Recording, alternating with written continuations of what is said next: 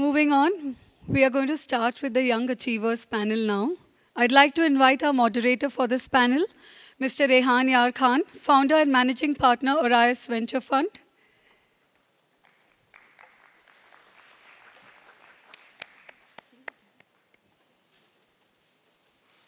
Thank you. May I request you to join me, Rehan? Thank you.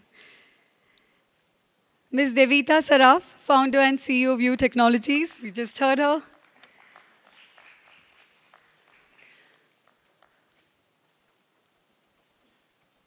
Ms. Manisha Rai Singhani, co-founder and CTO, Loginex Solutions.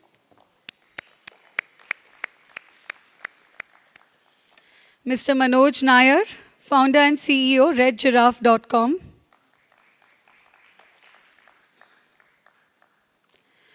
Mr. Siddharth Shah, founder and CEO at Ascent Health.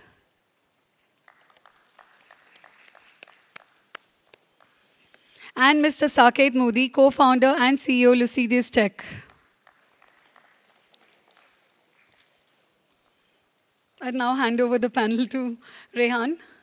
Thank you, Rehan. Hi, everyone. It's great to be here and hear the history of the Young Bombay Forum, as well as the history of the Chamber of Commerce, the history of the stock exchange, great institutions in the city.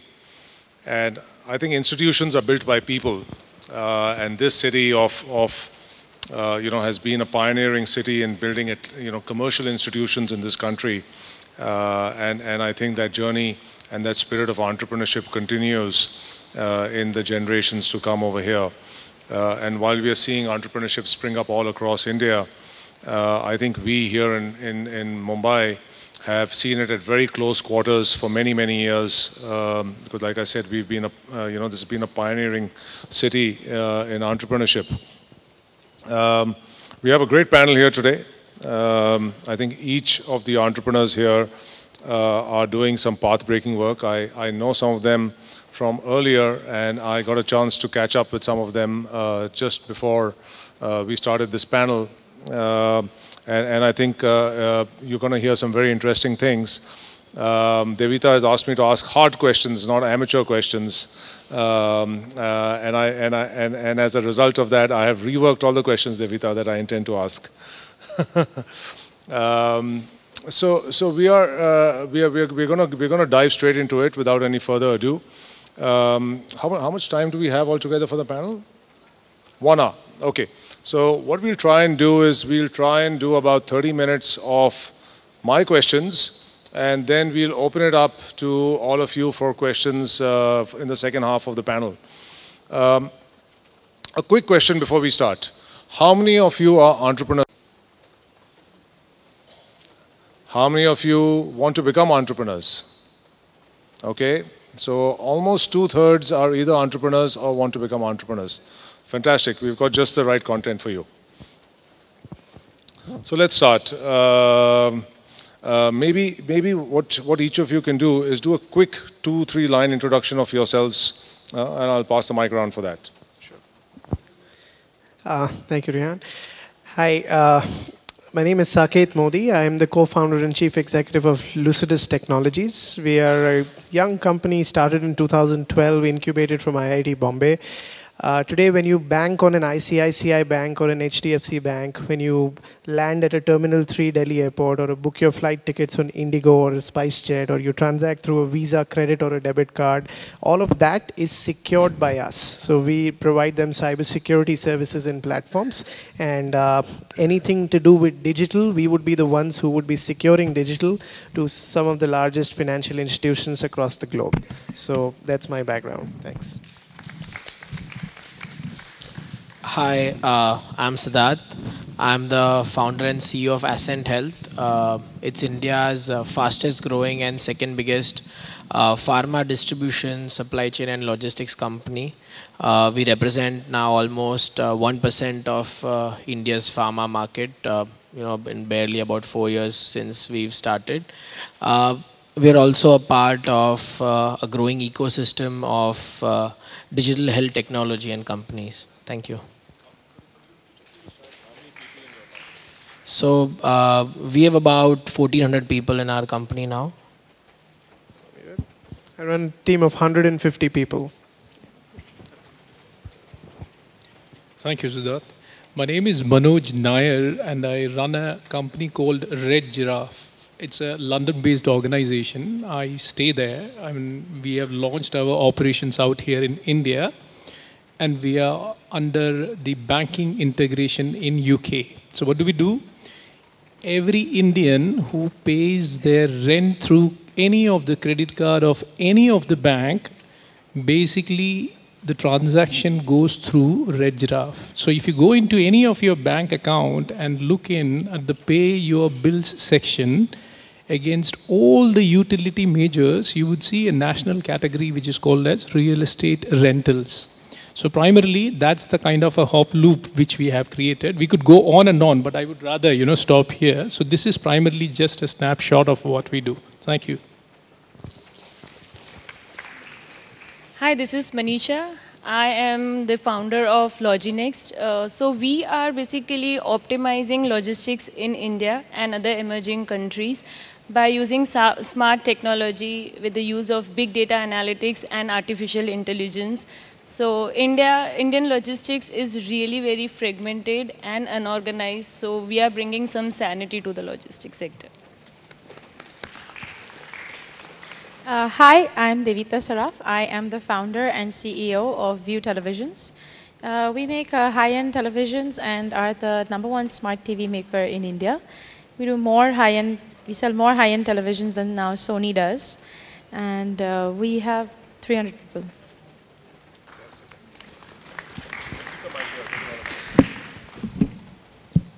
I think Rehan, you could just pull him here so that and we could just go behind. I think probably.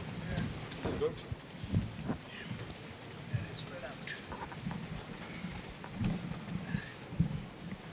Great. Devita, we'll start with you. You are,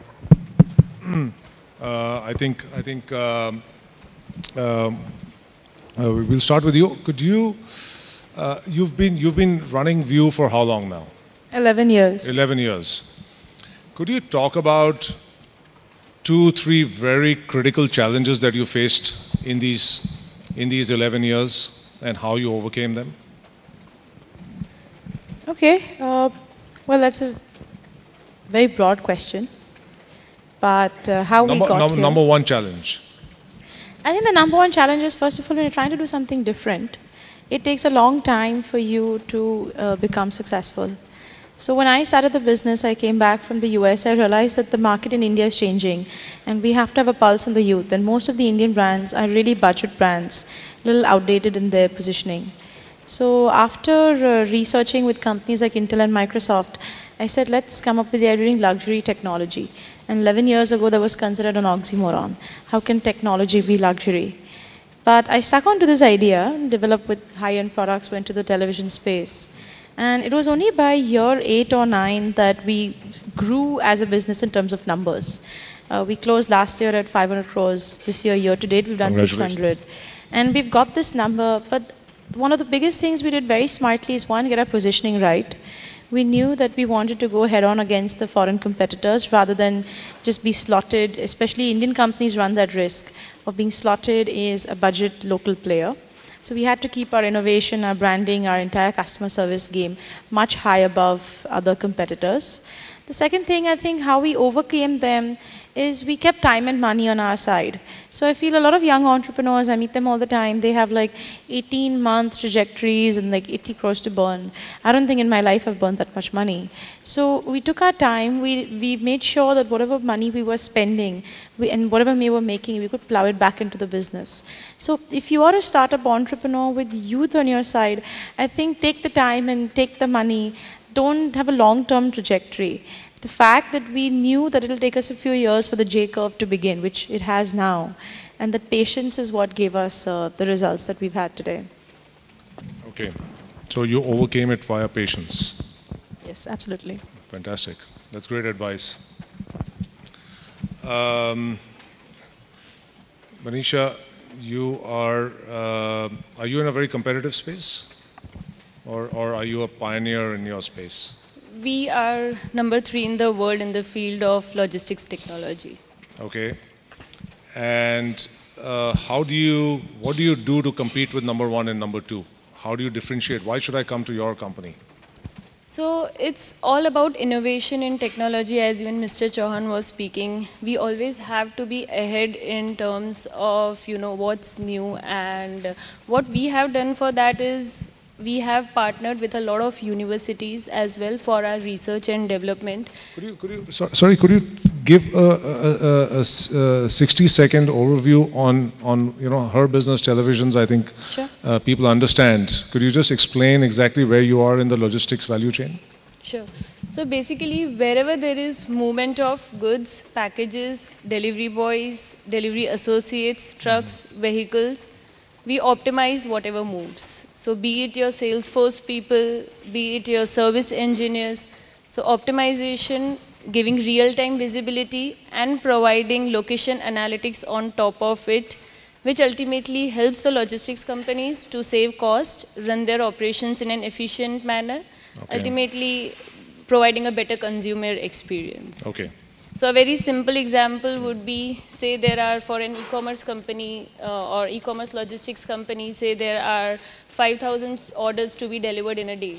So, and you have 100 delivery boys. So operations manager, they spend 3-4 hours in the morning to decide which delivery boy should take which order, go in which delivery sequence, what will be the ETA of the end consumer. So our route optimization engine automates all this within a few seconds, and it gives the run sheet to the delivery boys saying, this is the path that you need to take, this is the ETA for the end consumer, keeping all the constraints in mind. Okay, great.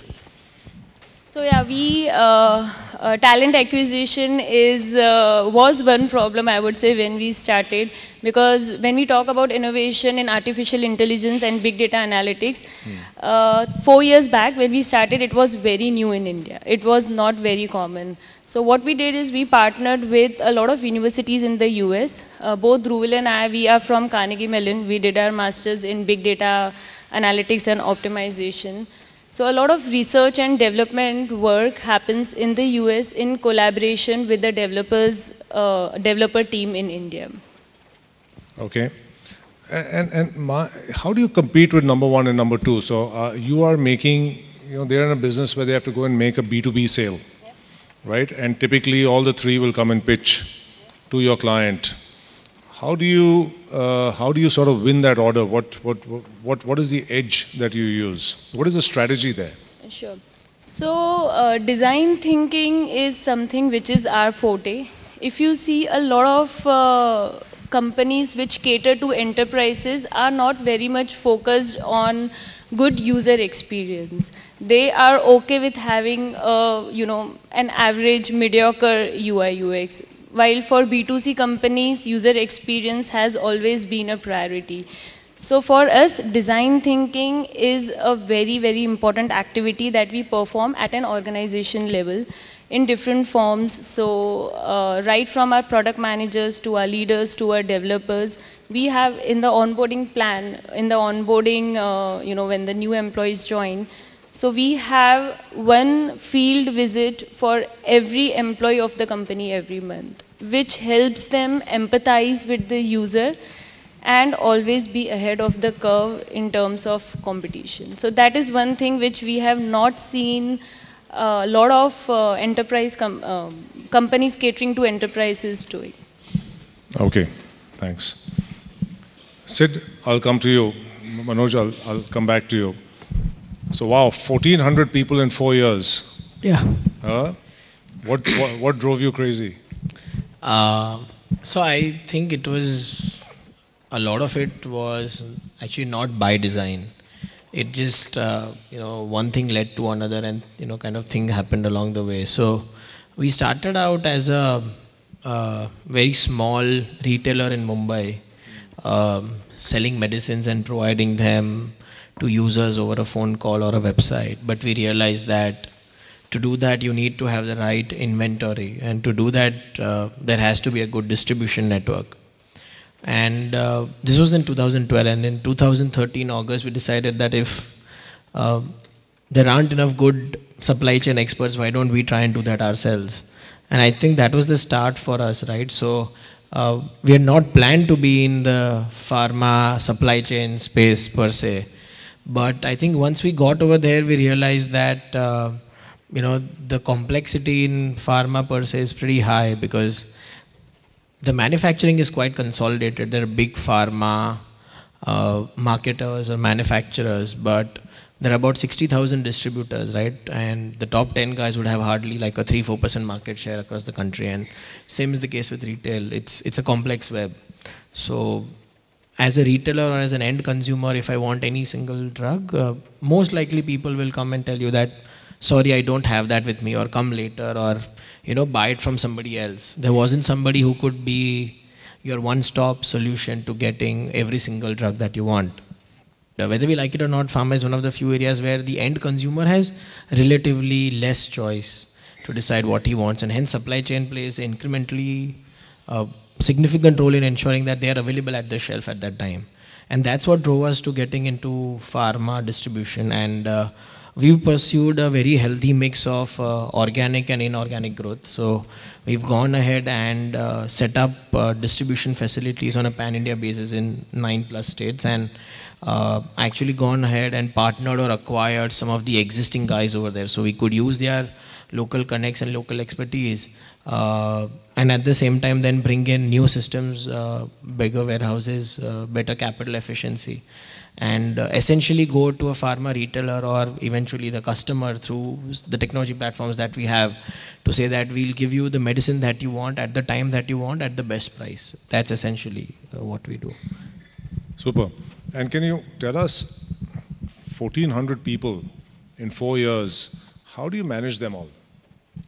I think it's not possible if you try and manage everything by yourself. I think it's very critical to have the right team with you. So, while as much as I can, feel happy about the fact that I did it, I don't think I've done it alone. It's very critical to acknowledge and accept the fact that even a great, if I were to use the word leader in the corporate context, or a CEO, will require a very efficient and a fantastic team. So I think I've been fortunate that I have co-founders with me who are all excellent at what they do, and I think all of us have a phenomenal sense of collective ownership. So each one of us looks at our specific domains, and there's a very clear demarcation of roles and responsibilities. And I think once you have the passion, and people below you can see that, right? It's infectious. So you manage good guys, but those good guys manage far better guys, and that just makes the whole thing work for you. I think it's important to have a good ecosystem and a professional setup around you. Otherwise, it might just implode someday. Okay, thank you. I think great insight over there.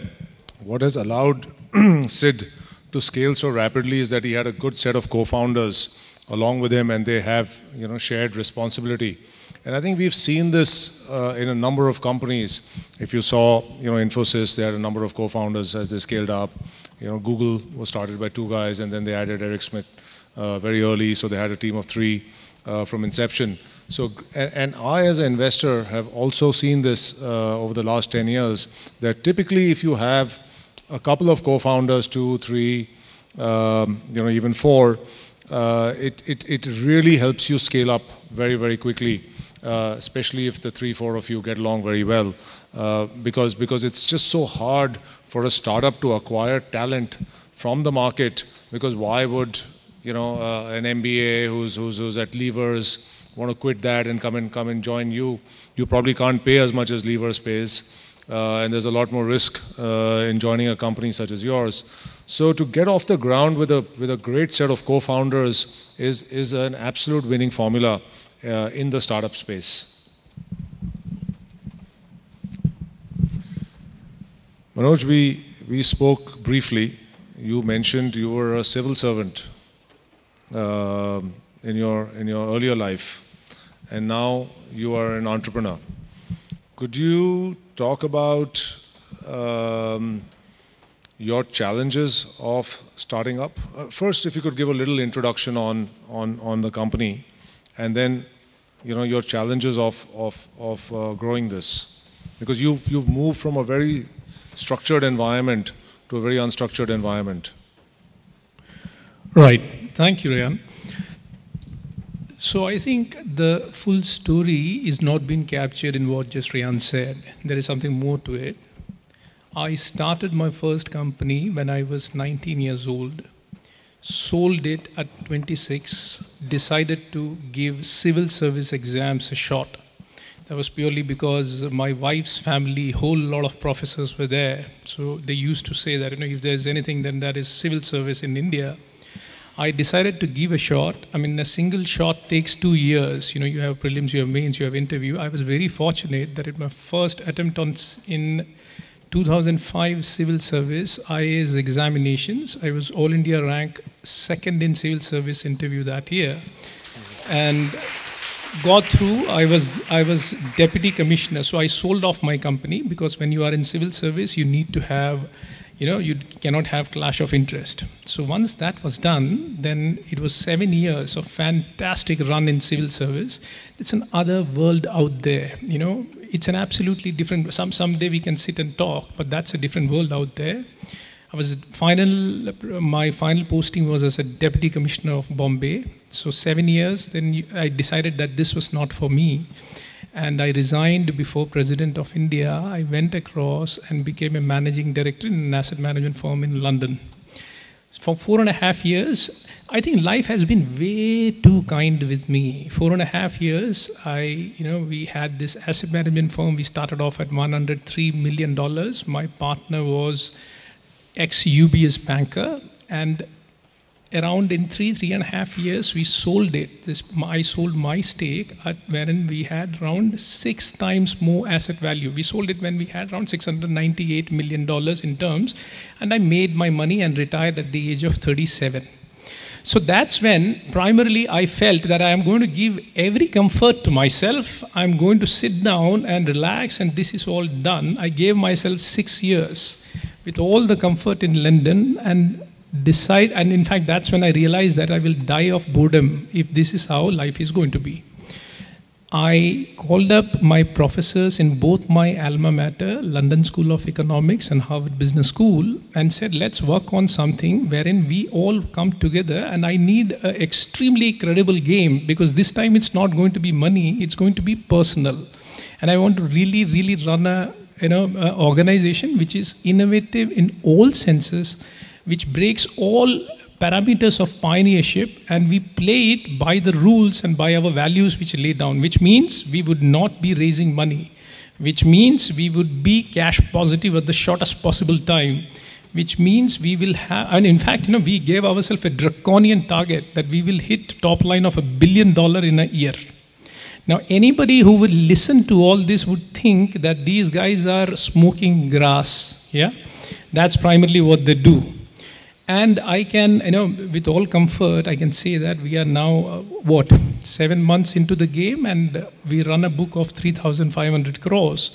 And we are a team of around, a very lean team of 38 people who are technology as well as my operations put together in Delhi. Your International Trade Tower as well as in Gurgaon. And we intend to hit $1 billion total in next 4 months. So I could speak about the business in total, but it's been a fantastic journey, and I personally believe that if somebody like me, who's pretty much a mediocre guy, can get it done, I think India has got huge amount of talent to go forward and break this whole thing up. The beauty, as some of the speakers were saying, that we are seeing entrepreneurship coming across. Some things which, if we can internalize, that there is no ground rules to anything. It's pretty much in our mind and what we set. There are 2 books which I will recommend to everyone. Everyone. One is Clayton Christensen's book, which basically says Innovator's Dilemma. It's a fantastic read and should be a must with anyone who intends to be an entrepreneur. And the second is Jeffrey Moore's book, which is called as Crossing the Chasm. I'm not saying that, once you read these 2 books, you would realize that there is no right and wrong. I mean, you could hear a hell of a lot of speakers, you could hear a whole lot of experts, like, if I were to sit here and, keep on saying something. But the fact remains that there are no ground rules.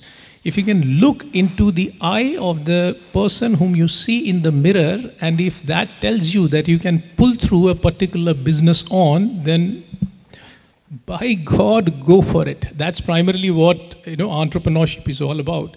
Now coming to Red Giraffe. So Red Giraffe, what is it that we intend to do? It's a very, very ambitious project. It's a project which, the ambition, in fact, at times puts fear of God in my heart as well, as to we intend to achieve pretty much everything in terms of real estate. What did it taught me? It taught me that the limitation is purely a mind's mirage, and there is nothing called as limitation as such.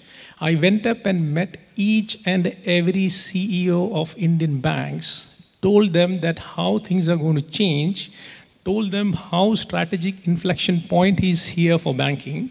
And it was something which in the initial days, they all felt that probably, it's a youngster who is exuberant with all what he wants to do. But I think we could communicate well, and they realized at the end of the day that what he's making is probably something which makes sense. So much so, some of the senior-most bankers who run, some of the top-most banks gave me full access of technologically integration with their bank. It took us around, 3 years? But as we speak, in every bank of yours, when you go in to pay your bills, you can basically see us and transact through. I mean, it's a complex thing. I don't want to bore you by getting into all that. But that's one part. Secondly, all the companies, we decided that, if we are to go big, we have to go on two sides, B2C and B2B, and then play the game, one against other. Every company has this problem. It's a billion-dollar problem. Every company has this problem that they don't have a control on their real estate. So whenever we go meet up a CEO of any corporate, we just tell them that the kind of fat which you have in your system is around 30 to 35%. So if you can save around, say, 300 crores or 350 crores and show them the results right across, so it's just a 7-minute conversation into which you convert a particular company as your client. So that's primarily where I would like to hold it, but otherwise, I'm just going to just hijack things. So that's where I would say, the journey had been. Okay, fantastic. But just a question on that, Manoj. You've done a variety of things, and you have said that if you're an entrepreneur, just go for it. What would you say are the 1 or 2 actionable insights, in addition to reading the books, that you would like to give the young and budding entrepreneurs over here that they must do? Every time you hear people say that you have to be in love with what you do, it's a fact. My daughter's birthday is just coming, and I'm here. My family is in London, and I'm here. I'm here because we are negotiating a very huge contract, and these are a few things which probably, kills a part of you because you're not able to be with her at her time. And these are certain things wherein you make up in your mind as to what is it that you're ready to give back, or rather leave back to attain and achieve what you have set out for. So it's, if somebody were to tell you that, success comes easy, that's a wrong notion. There's a huge price which each one of us pay. I could go back and see, my father was an army soldier, yeah?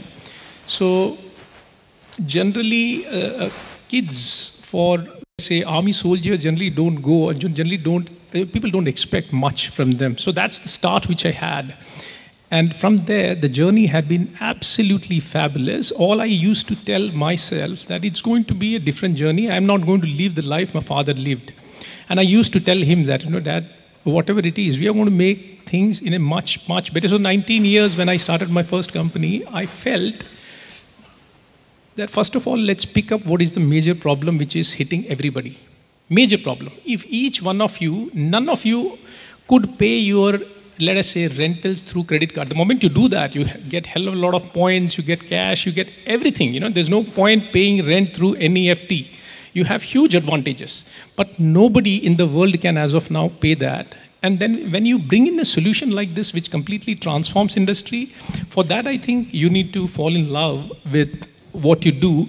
And second aspect, as entrepreneurs, every day you get so much lure to go and do 10 different things. And these are facts. Honestly, just Somebody would say, let's do this, let's have this idea, explore this. Lose focus and you lose it. Let me just repeat, lose focus and you lose it. There are a whole lot of times wherein we will have 10 different ideas which you could work on, but if something is doing well, carry on. And the beauty is, no matter who says what, if your product has got consumers and people are using it, people are paying you, I think you should just keep on focusing on your product and keep on making it. You would see these success, you would see these stories, but trust me, I got millions of failures, which I could speak of. There were nights when I wouldn't sleep, probably just fearing as to what is going to be the next day. When I resigned from civil service, people freaked out. My batchmates, who are still now additional commissioners around all across India, they freaked out. They said that you are doing one of the biggest mistakes of your life. But when I look back, I think you just get some kind of a clarity and then you move on with it, and then afterwards what happens, it's history. So just focus, just believe in yourself and give it a shot. These are not just, words which people speak, but these could be lived purely, and that's primarily what I would say. Keep it simple, do what you love, and keep on doing, and then I think, the results come. Thank you. Thank you for bearing with this long one. Thank you. Thank you. Wonderful. Wonderful story. I'm not checking the cricket score, though India is doing well, but I'm looking up my questions. Saket, coming to you last but not least on this. Are you from IIT Bombay? No. But you operate out of the Powai area. What's happened to the Powai ecosystem, man? Could you talk a little bit about your company, why you did it, what was that love that Manoj just mentioned that drove you to do it, and if you could cover a little bit about, did you have any mentorship while doing this? Because you seem to be for a young guy in a very old and advanced industry. So how are you sort of making it happen? Sure. Thanks, Rehan. The background about my company, as I told you, we are fairly deep tech. Anything to do with technology, we would, like in one line, if I were to define my job, I hack for a living, like literally. Coming directly to the question of what you asked, that what was the love that drove you? What was the the kind of thing that you were thinking of while you started? And I think everybody has a hacker in them. If you go back to the definition of hacking, it simply means making something do that is not originally designed to do. For example, if you use your toothbrush to clean your mirror, that's a hack, right? I'm sure you know about life hacks. Oh, I didn't know that. I do it every day. No, so that's the point, right? So anything which was not originally designed to do something and you're making it do that is a hack.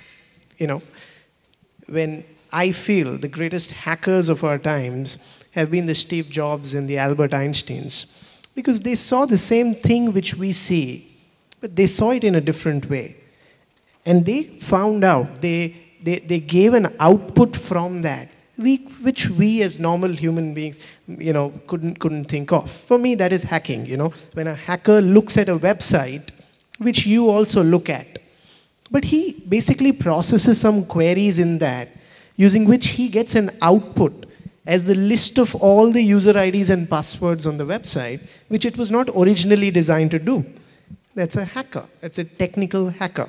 So in fact, a lot of people like calling me an ethical hacker, and I tell them, no, I'm a hacker. There's no shame in saying that I'm a hacker. Ethical, non-ethical is, it's like you need to have the skills of knowing how a theft would happen, and then how you choose to use the skill to defend some robber to steal something or to go ahead and actually steal something. That depends on you and the circumstances and all of that. So I feel that's the reason why I was always curious. I was a curious kid. So hacking has always been something that I've been very passionate about. I was a technocrat, so I was one of those guys. I I had some, in my JE, I had a rank of, I think, around 3,000 something, where I was getting, I think, civil engineering in IIT Bombay, and there's this college in Jaipur called LNMIIT, this Ellen Mittal's college. So that was giving me computer science. I said, look, I want to go with computer science because I'm one of those guys, I've always been constantly topping in mathematics and physics all my life, and constantly failing in chemistry and geography and biology all my life. So, you know, I wanted to be in touch with computers in that way, and hacking is really fun, believe me when I say this, you know, and we'll see some demos also out here. So that's where I started. I was fortunate to be, you know, to be a part of an industry which started paying me for something I was so happy and passionate about. So that's where it started. On the point of, was it a drive or something like that, that, you know, your passion towards something? You know, I personally have an opinion which is slightly different than most people that I hear about passion that drives you to become a great entrepreneur. And I feel this is a common notion that you would always come across, that you have to be passionate to make an impact, you have to, you know, go and do things around that. And, you know, if I carefully analyze, just think of the people who have made the greatest impact on the planet. Let's take the biggest example. Let's take the living examples. Forget about the old guys who are dead now. Let's take Elon Musk as an example. I think we'll fairly agree that he's one of those guys who's really making an impact to humanity in totality. Forget about the numbers and all of that. Let's take, let's say, Jack Ma as an example. I mean, the kind of stuff that he's done. I personally feel that, you know, the moment you go that path where you're doing something for a reason that you're too passionate about has a very, very dangerous end point. I'll tell you what that means. Elon Musk very recently was in an interview in Dubai. This was some innovation summit which he was a part of. He was the chief guest there. And he was asked a question that, Mr. Musk, you are the biggest, you know, inspiration for young entrepreneurs and, you know, innovations freak in the world. People want to become like you. Tell us what to do to become Elon Musk. And you know what was his reply? He says, you know what? I feel this is far, far overrated to be Elon Musk. Given an option, I myself would not want to become Elon Musk. This was his statement. Let's take Jack Ma as an example. We all know the phenomenal stuff that he has done, especially being in China, because, you know, it's a different beast altogether to work there. And he's built a brilliant company. And he was asked very recently in a conference, what is the biggest mistake in your life? And this guy says, my biggest mistake was founding Alibaba. It sucks. And he was on stage. And he says that, look, every day I have to wake up to some, you know, disaster that is struck in some part of the world that I have to respond. In my next life, one thing I'm sure I would never do is do Alibaba. And there are endless number of examples on how people start with passion, do phenomenally well. Again, well is a very subjective term in terms of top line, impact, bottom line. There are multiple ways of looking at it. I'm talking all of them put together.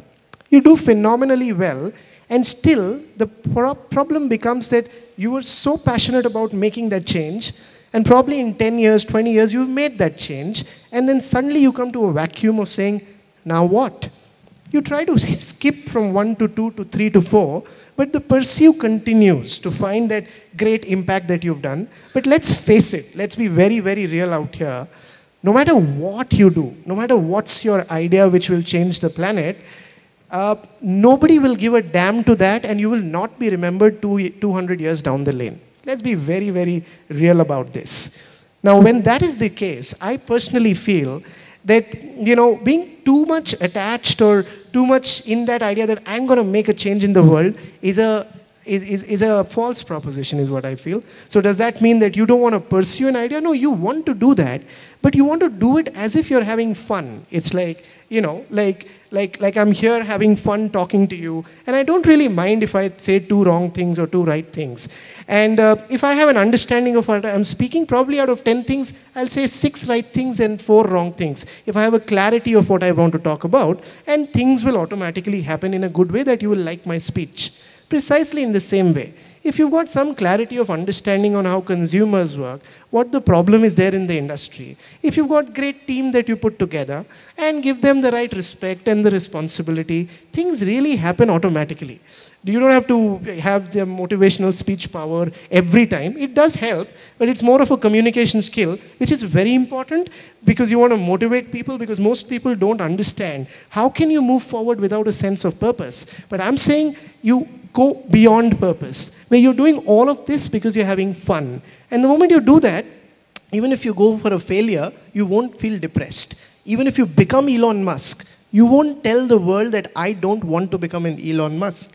You would just go to that scale where whatever has happened, it was fun.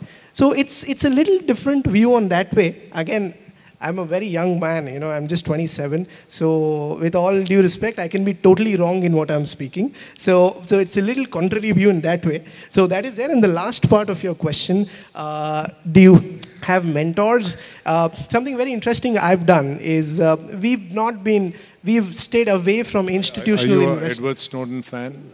I think he's a great guy. So yeah, but Edward Snowden is what he was asking. But mentors and their role on young entrepreneurs like myself. So one thing very interesting what I have done is we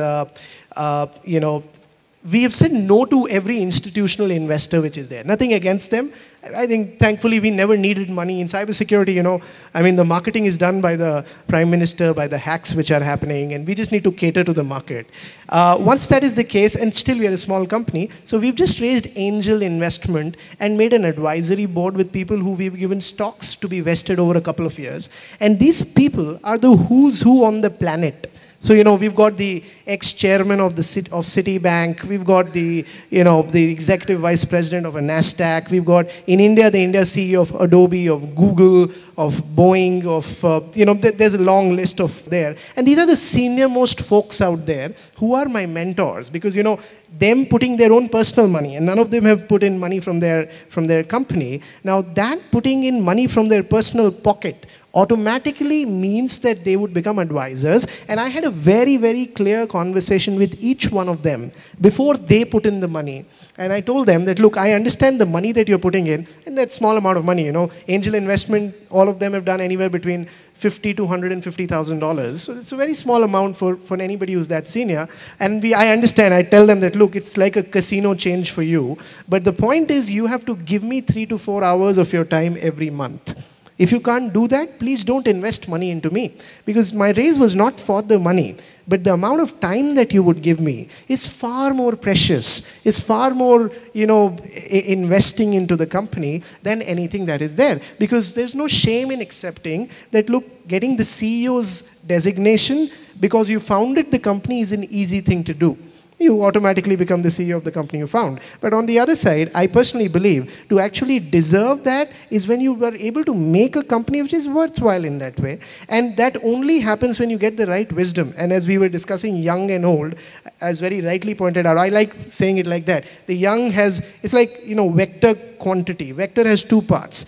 The magnitude and the direction. The magnitude of the energy is where the young person comes into the picture. I've not slept more than 3 hours over the last month or so. Because there's just so much to do around the world. That's a lot of energy that I've got in me. But the energy can be in the right direction or the wrong direction. So that streamlining of the wind sails which are there, I think that comes in with the right mentors. Things can go wrong also if you've got the wrong mentor. So that's where your own intelligence and on your own this thing comes in. But I think mentors for a young company, at least a company like ours, I can't even quantify how much thankful we are for the kind of mentors that we have.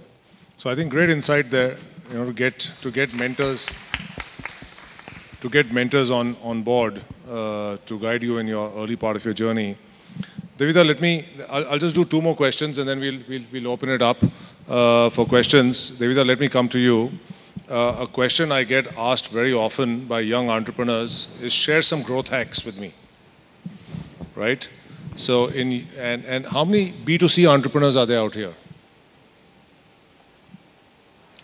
Could you, and other people in consumer businesses or the rest of you all in B2B businesses?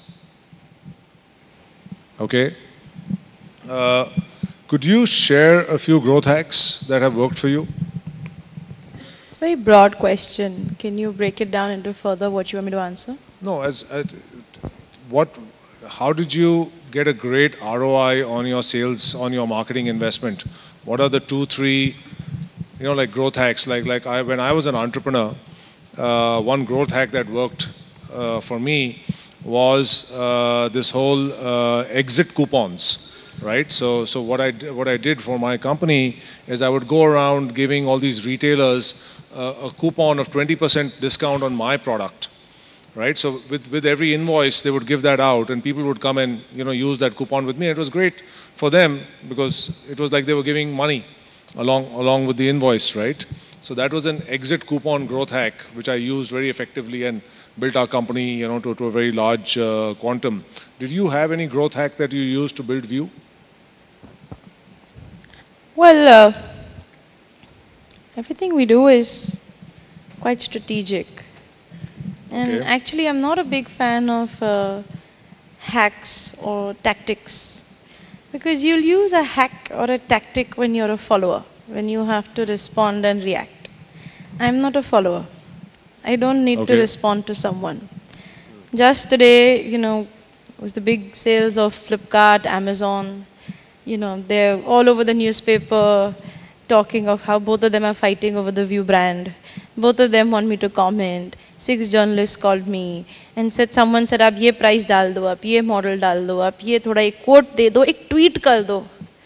And I was like, look, I am not going to just suddenly wake up and respond to every person in the market.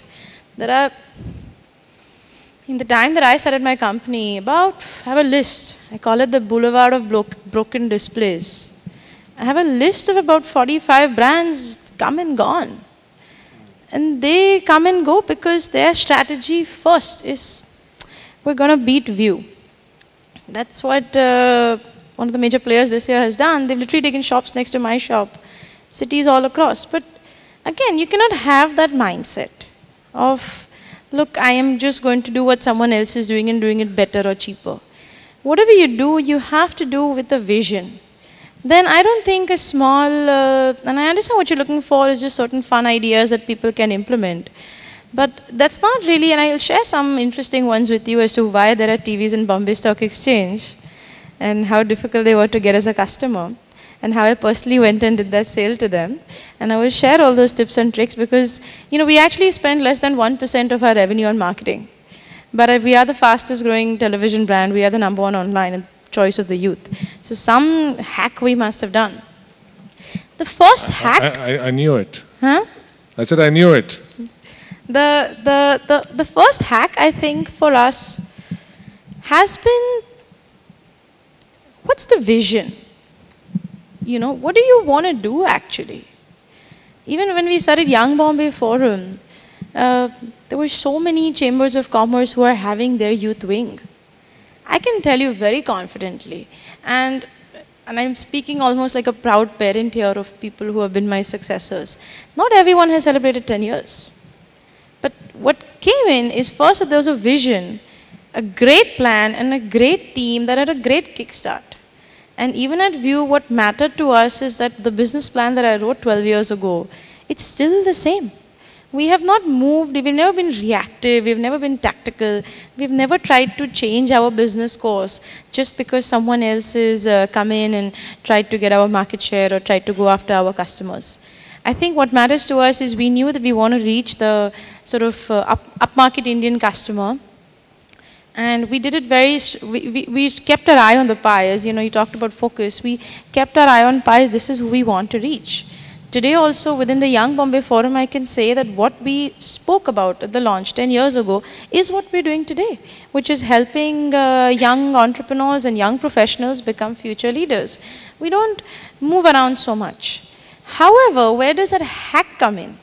I think the hack comes in is somehow there's a perception that people have that CEOs are back-end people, and CEOs are supposed to make some big fat plan and sit in some ivory tower, and then they have people all across going and doing their work.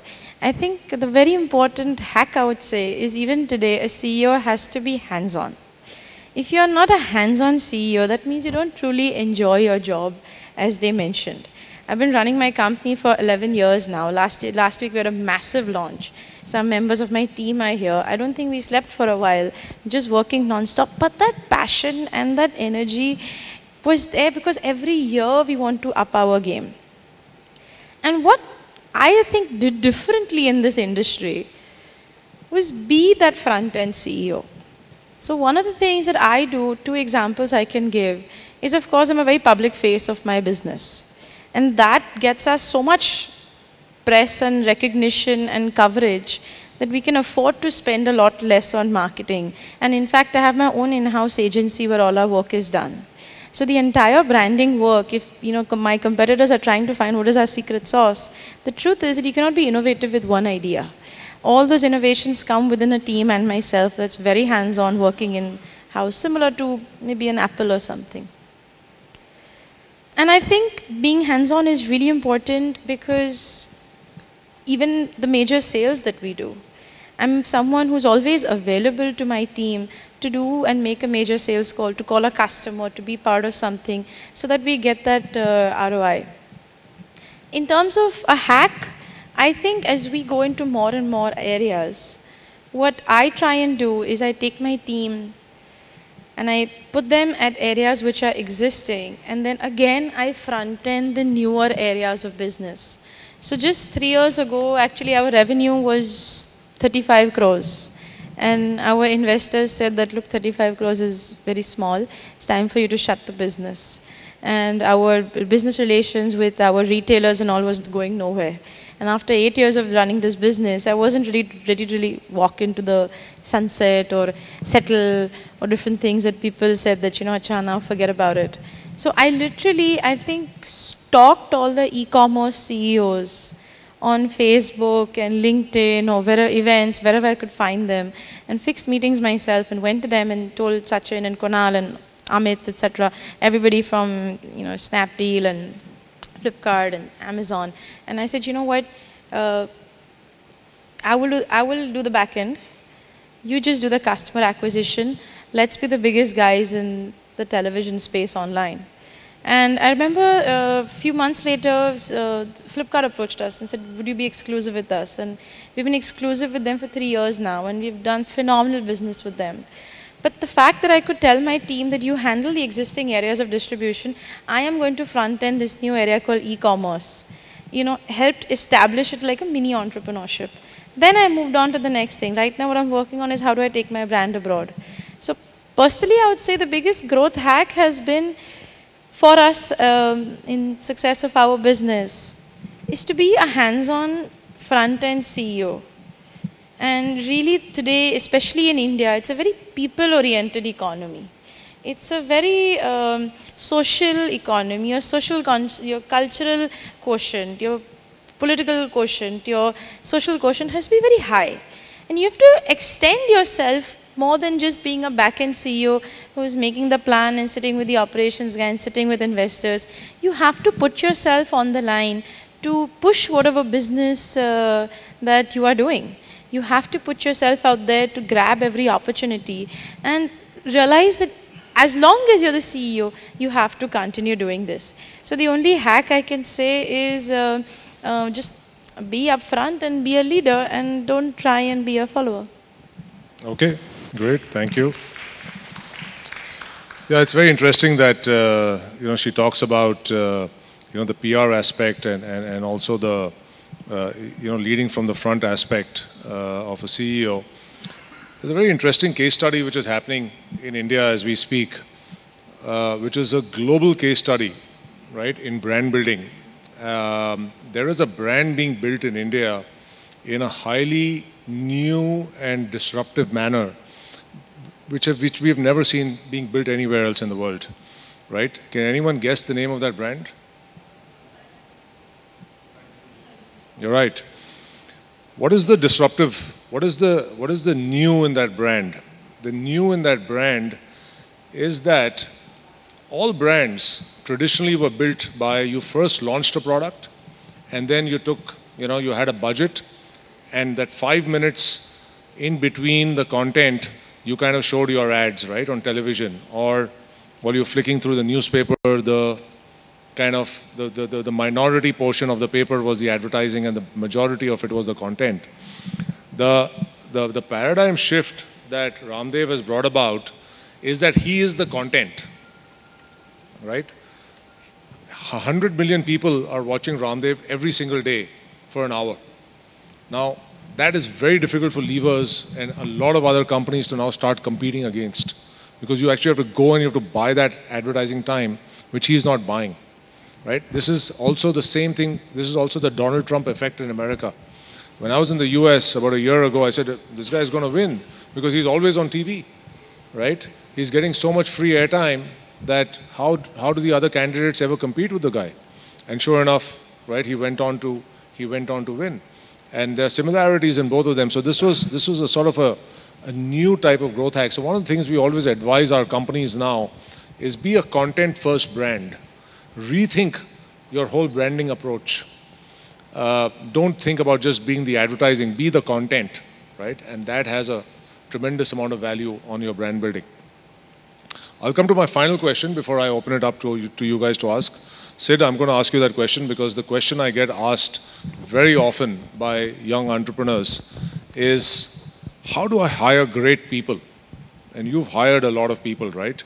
Could you share the 3 attributes to look for in a great team member?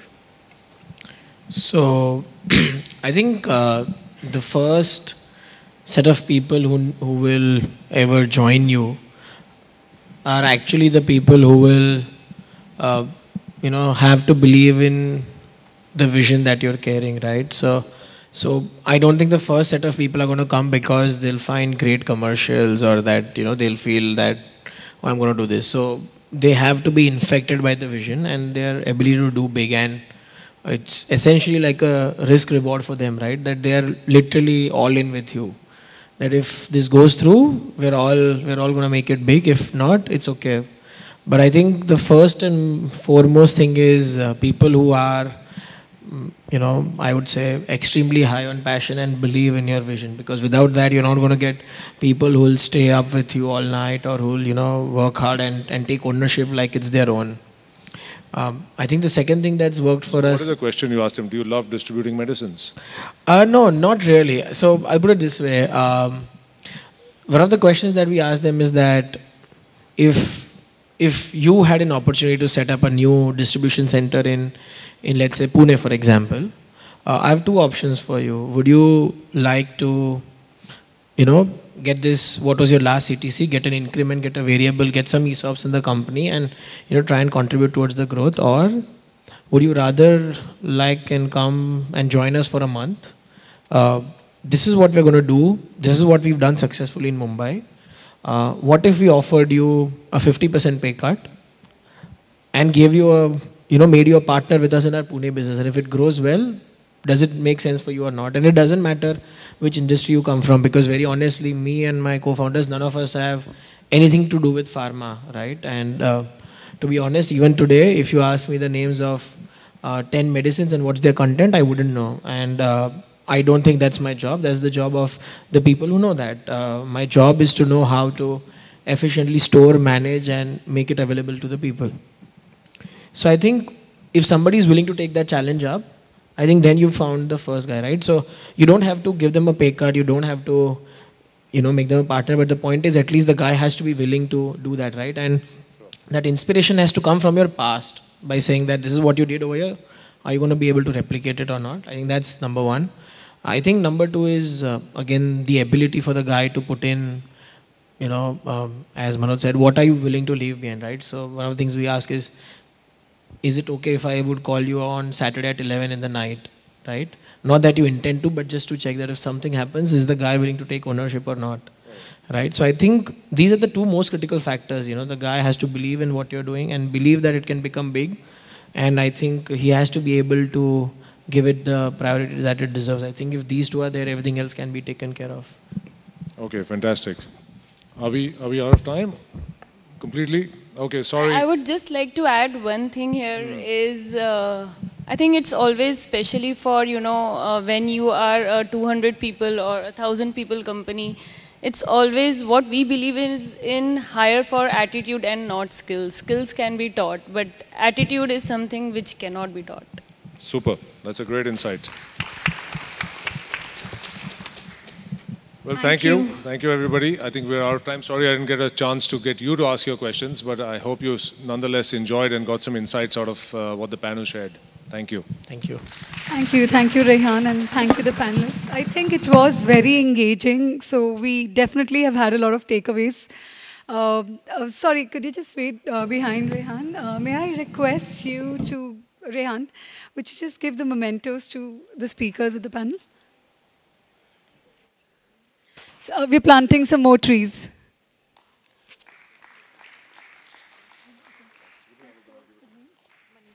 Okay.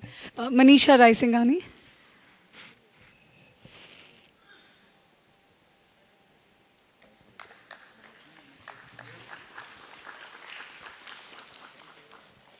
Manoj Nair.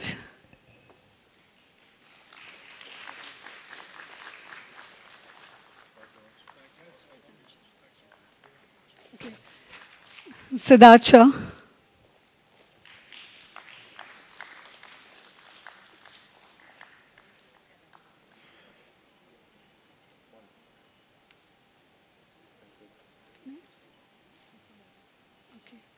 Saket Modi.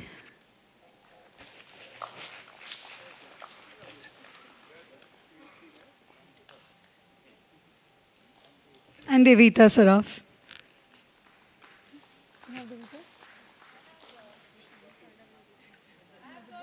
Devita's got, okay, Devita already has.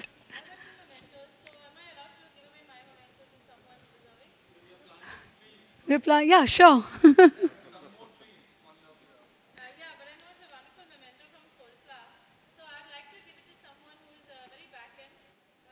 Please, can I give you my memento as a gesture from me for all your effort?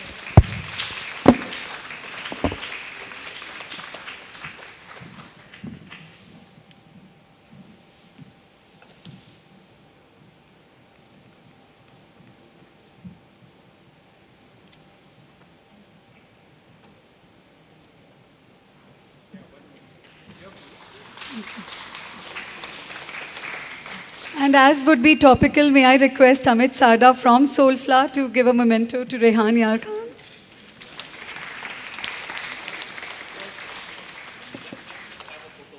Okay, let's just get a photo together.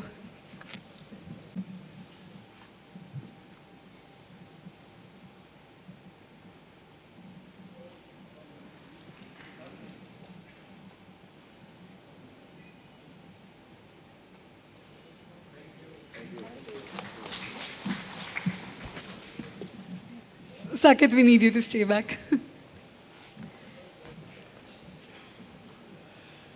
You're going to have to hack faster. So Saket's going to do a live demonstration of the hacking. So let's see what interesting stuff we can spruce out of. Whose phone? So as I told you, I hack for a living, and I always say that as a young company, I get to, I like saying that I'm a man of demonstrations and not presentations. I'll just show you a quick hack. I'm actually already delayed for my flight, and I hope my flight is delayed. But you can go back.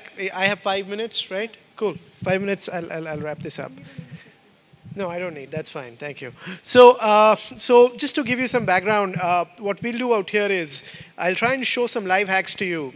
I'll tell you the intent of the hack is really not to scare you, or really not to tell you that, look, things are going wrong or bad, but to actually show you the real reality on how unsafe the virtual worlds become, starting from Ashish's speech in the morning on how important technologies become in our lives, not just from a professional point of view, but also a personal point of view.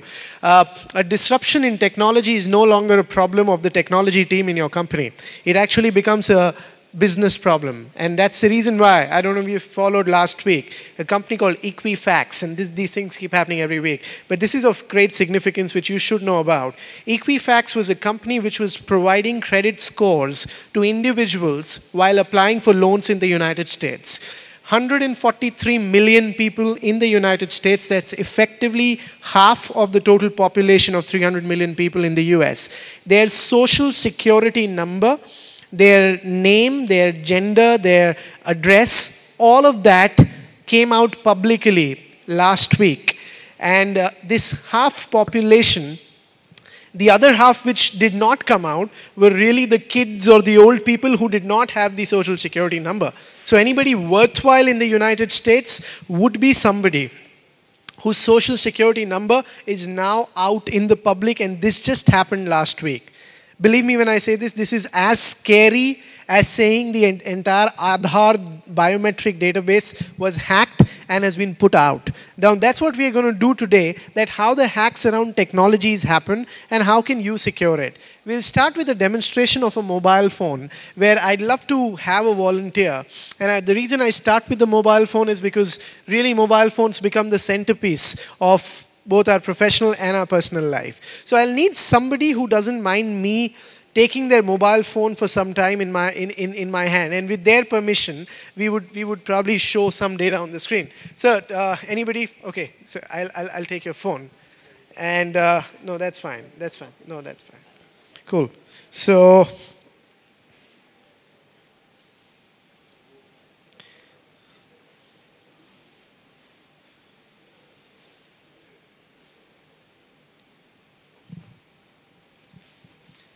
Yeah, perfect. So basically, you know, you've got a nice phone. This is a Vivo phone, is it? Vibe phone. Okay, that's some new brand. You've got a smartphone which is there, which is pretty smart. And I took that for a couple of seconds in my hand and I gave back the phone. That's pretty normal. I'm pretty sure if people come to you and ask you that, look, I need the cell phone of yours because I've run out of battery. Being good human beings, you don't mind giving away your phone to them, right? That can be the situation where I would have taken his phone, and in a couple of seconds I've given it back to him. Let's see what happens where I will go to my server and just see if something interesting comes up. So I'll request you to project the thing. Okay, so just a second. We'll switch the display and yep.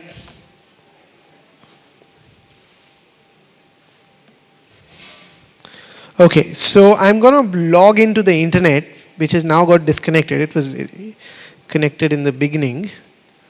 Just give me a minute. Yeah. Okay.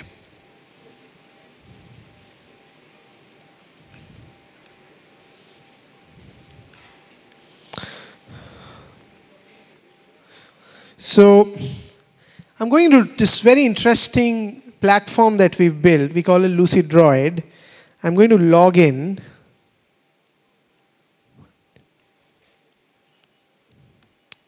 And, there are a lot of devices which are here. And today is the 21st. So, yeah, there are a lot of devices which are listed. It says select what you would like to view. Select a device to get started. So I click here. It's the first one. So yours is a Lenovo phone, is it?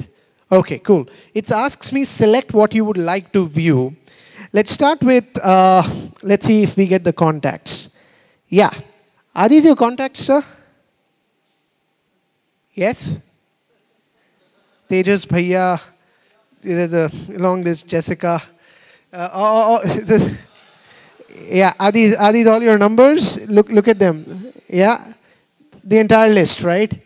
Now let's click on call logs and see what happens. Yeah, are these your call logs? All of them with the call duration?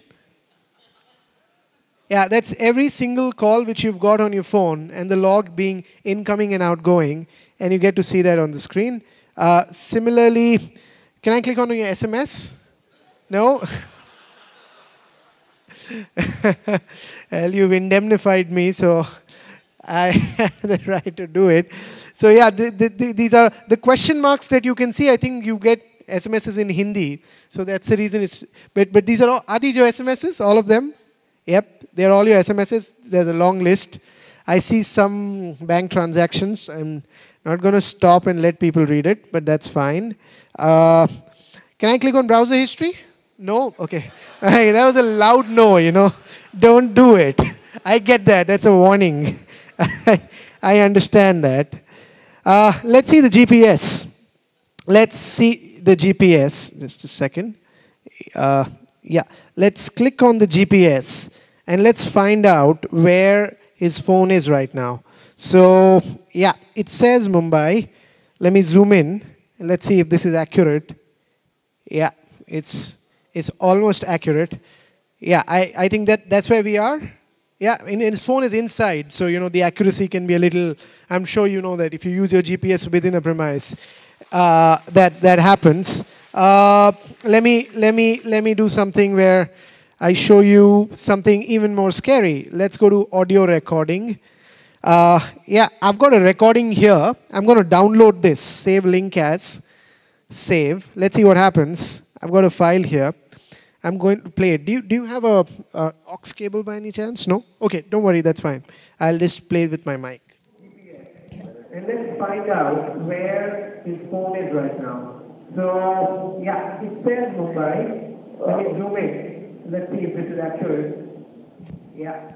Wow. It's almost accurate. I don't know if you heard this. I was just speaking this. I mean, while showing you the location, I'll play it again. And if you want, we can record it again also. That's not a problem. And let's see if it is recording it again and getting back. Basically, his phone is recording right now as I speak. And see, you will get a different recording. Just give it 20 seconds. Basically, my server is contacting his phone. Can you see your phone, sir? Is there anything wrong happening on your phone? Any new pop-ups? Anything new which is there? Nothing new. And still, I am switching on his microphone from my server. I'm recording his conversations while he's in the room. He can be in a boardroom. He can be in a bedroom. Doesn't matter. And I'm able to basically look, I've got the second recording. And look, this is right now, 9:30, right? I'm going to click on save link as. Save. Yeah, here's the second one. Let's play this. And let's see if it is recording it again and getting back. His phone is recording right now as I speak. And see, you will get a different recording. Just give it 20 seconds. Basically, my server is contacting his phone. Can you see your phone, sir? Yeah. Is there anything wrong happening on your phone? So, yeah, I mean, that's the extent to which things can really, really happen. And I mean, things are really, really scary when it comes to potential hacks that can be done on the cell phone. Now, is that all? Absolutely not. I mean, I'll tell you what can I do more. Sir, do you have a Gmail account? If I go to Gmail right now and click on forgot my password, it'll send a one-time password or an OTP code on your phone. Can I read your OTP code in your SMS? Absolutely, I can. If I can read your SMS, can I go ahead and basically, you know, reset your password? Yes, I can. Can I get an access to his Gmail right now? Yes, I can. Next, do you have a Facebook, Instagram, Twitter, LinkedIn? Are they all connected to your Gmail? If I go to all of them and click on forgot my password, will it send a backup code to your Gmail? Yes, it will. Can I access all of your social media accounts? Absolutely, I can. Do you get personal bank account statements on your personal Gmail ID? Most of us do. If I just go to those emails, I can't open the PDF because it'll need a password, but can I see the user ID at least out there? Yes, I can. If I know your user ID of a net banking, I can go to your net banking login panel, give your user ID, click on forgot my password. It will again send an OTP on your SMS. Can I read your SMS? Yes, I can. Can I get an access to your bank account right now?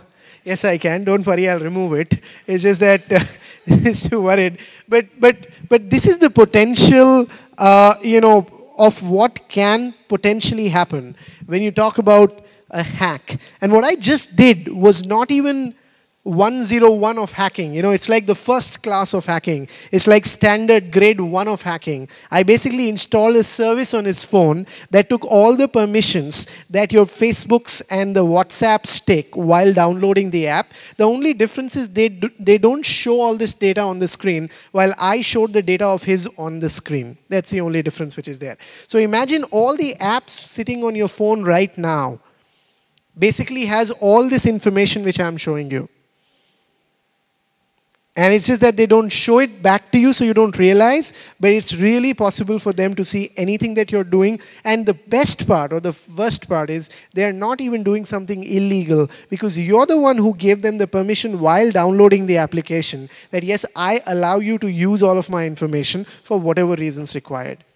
So that's the kind of potential, that's the kind of impact that we are talking about, that things can be done with, right? Now, there are multiple demonstrations that we can give. 0 days on how the WannaCry worked, how the Equifax hack happened, and I do this for a living, right? I mean, we hack for a living. I told you that. We literally do that. So, I mean, these are small little things which are around.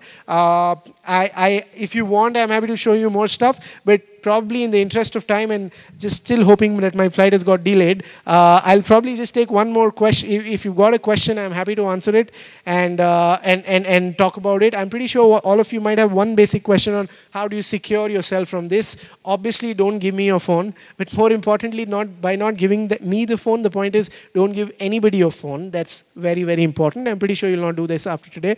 And more importantly, this attack was performed by misusing the permissions which are given to services and applications on your phone. If you've got an iPhone, right now, just go to settings on your iPhone and go to privacy. Just go to settings and privacy. And I'm not an Android user, but if you're an Android user, just go to settings out there also, and I think it's also there if its privacy is there. But in iPhone, just go to settings, go to privacy, and then see camera. And click there and see how many apps are seeing your camera right now. A lot of you will be surprised. You need to switch all of that off because they can access your camera anytime. See the microphone, the thing which I just did to the microphone, that's same thing which is possible on any phone. You need to go to microphone and see how many apps are seeing your microphones, and you need to remove that. If you're on Android, you can download an app called Unhack. It's built by our team, and it simply shows you in one click, show me how many apps are seeing my camera. Show me how many apps are seeing my memory card and stuff like that. So you can download that app free of cost. How do you know that when you download my app, you will not be hacked? You don't know. That's a fact. So you have to trust. Very simple.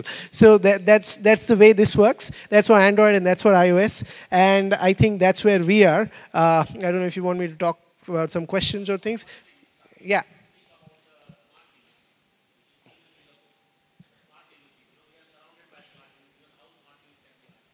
Smart TVs, is it? So I don't know if Devita is here, but she probably is looking at smart TVs in a very serious way. It's not about smart TV. The word smart today is attached to any device which connects to the internet. That's the meaning of smartness. I'll do a general survey. How many of you have a smartphone? Can I see hands? Everybody. How many of you think you're smart enough to use a smartphone? Can I see hands? Oh, that's just one or two. Especially after the demonstration, I'm pretty sure those hands come down. So you see, anything that can connect to the internet has basically a doorway. Think of it like this. Any building that has an open door through which visitors can come in, even robbers can come in. Of course, there's a way in which you secure it. It's not that you need to run away from technology. Today, that's no longer an option. And if you do that, we'll go back to Stone Ages, and we don't want to do that, right? Coming back, using of technology in a responsible manner, while jumping into technology, knowing what problems that might potentially bring in. Coming back to the Equifax example, it was really a very big deal in the US last week. That's why I'm bringing that back again and again. You know what happened after the hack? You'll be shocked. All of this data was on the screen. In the dark web, and 143 million people in the US, and their social security number out. And guess what happened after that? The senior officials and the official Twitter handle of Equifax tells their customer that if you have been breached or not, if you want to find that out, we have built a separate website for you called securityequifax2017.com. Please go to this and just type your name, and you would find, and your social security number, and you would find out whether your name is also in the 143 million people or not. Guess what? No, this is not the blunder. Guess what? Securityequifax2017.com was a phishing website, which they had not created. So you would say, why are they tweeting it then? Because the name of the website was equifaxsecurity2017.com. Please understand, they tweeted securityequifax2017.com while it was supposed to be equifaxsecurity2017.com. Equifax and security, the words were toggled. And there was some other hacker who had the other domain name. So the official Twitter account, and this is a multi-billion-dollar company that we are talking about. This last week, that it is redirecting its users to a fake page where their users are again entering the social security number and the name. And that's going to the hand of a hacker. And then they rectified the mistake saying, we apologize, we got confused. Imagine the state of the world where, in the United States, one of the largest credit score companies for personal brands this is what's happening. And has the things like this happened in the past? Oh, 1,000 things like this have happened in the past. You know about 1,000, probably 100,000 doesn't come out in the media. We deal with that. So that's the kind of risk. I'm not scaring you. I'm just telling you the realities on the ground of what security is required as a posture. There have been companies like, have you heard of Nortel? At one time, Nortel had 1/3 of the Canadian stock exchange with a market cap of more than $400 billion. Today, it's bankrupt because for 2 continuous years, they lost every single tender that they filed because their CEOs and their CFOs' laptop and their entire network was bugged. And every tender they were filing, there was somebody else who used to file that. There were multiple people, not one, with a lower bid which was there. Every R&D that they used to do to come out with a phone, they were a telephone equipment company. Every R&D that they would do before a week's time of launch, Chinese counterparts would come out with a much cheaper model without spending a penny on R&D. So that's the kind of world we are living in. But that's about it. You can, of course, contact me, if you want security. And I mean, we do it for a lot of companies. Thank you so much for having me here. Thank you, Saket. That was something. I wonder how many of us want Saket for a best friend right now. Thank you. Thank you. You're a friendly hacker.